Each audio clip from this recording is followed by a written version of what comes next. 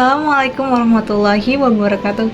Halo, ketemu lagi. Perkenalkan, nama saya Maya dari kelas reguler sore Fakultas Ekonomi Prodi Manajemen dari Universitas Swadaya Gunung Jati. Di video kali ini, saya akan membahas tentang implementasi kinerja dalam manajemen sumber daya manusia. Yuk, disimak baik-baik. Tingkat kinerja. Yang pertama, kinerja organisasi. Pencapaian hasil pada tingkat atau unit analisis organisasi.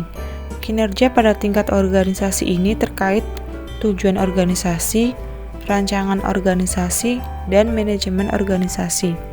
Selanjutnya ada kinerja proses.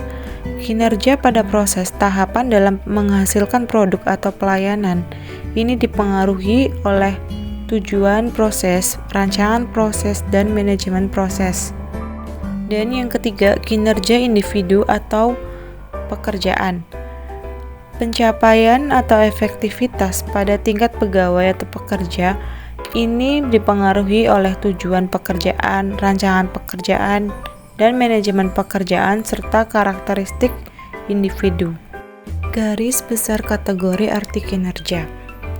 Menurut Richard 2003, kinerja sebagai hasil juga terkait dengan produktivitas dan efektivitas. Produktivitas merupakan hubungan antara jumlah barang dan jasa yang dihasilkan dengan jumlah tenaga kerja, modal, dan sumber daya yang digunakan dalam produksi itu. Kinerja merujuk pengertian sebagai perilaku, merupakan seperangkat perilaku yang relevan dengan tujuan organisasi atau unit organisasi tempat orang bekerja.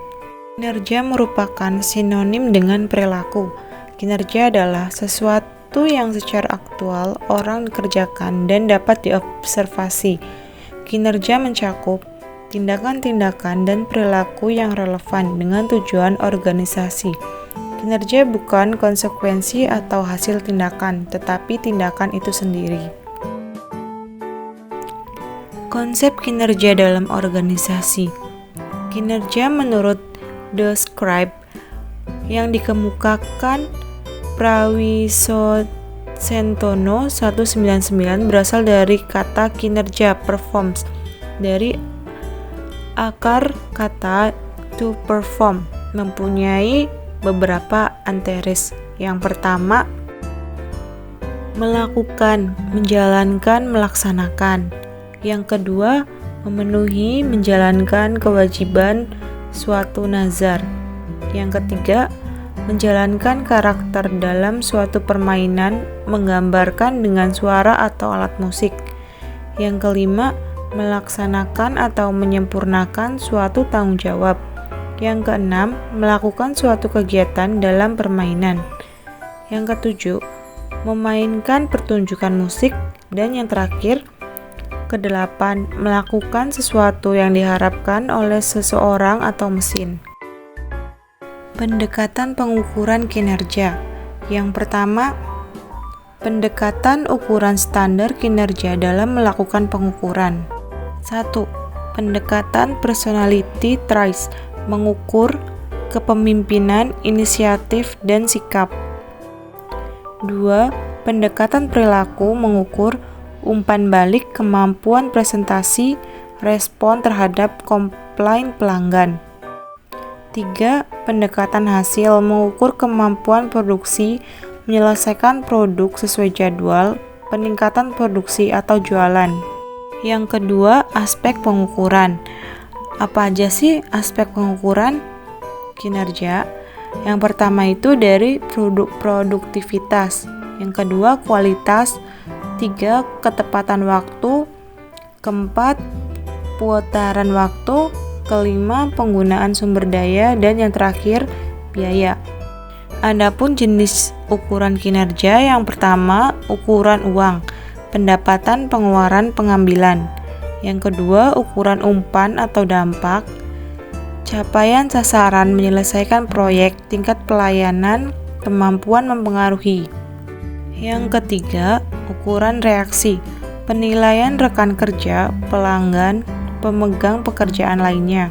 Dan yang terakhir, ukuran waktu.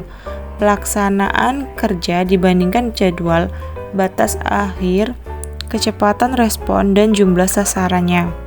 Dan yang terakhir, ukuran kinerja dalam dimensi kualitas. Yang pertama ada kehandalan, daya tanggap, kompetensi, akses, kesopanan, komunikasi, kejujuran, keamanan, pengetahuan terhadap pelanggan, dan bukti langsung. Selanjutnya ada faktor peningkatan kinerja. Nah, dari faktor pendorongnya yaitu ada audit modal intelektual bertujuan memonitor dan mengatur modal intelektual perusahaan. Dan yang kedua, audit modal intelektual memerlukan tim yang terdiri atas ahli strategi organisasi, keuangan, sumber daya manusia, analisis pengetahuan, properti intelektual, dan pemasaran. Dan yang terakhir dari faktor penghambat. Yang pertama, masalah yang lekat dalam sistem pengukuran manajemen pengetahuan itu sendiri. Sulitnya mengidentifikasi hubungan langsung antara inisiatif manajemen pengetahuan dengan performansi perusahaan. Ketiga, manajemen biasanya meminta indikator kasat mata seperti dampak terhadap performance, keuangan, dan operasional lainnya. Dan yang terakhir, semakin beragam dan kompleksnya stakeholder atau pihak berkepentingan terhadap ekosistem perusahaan.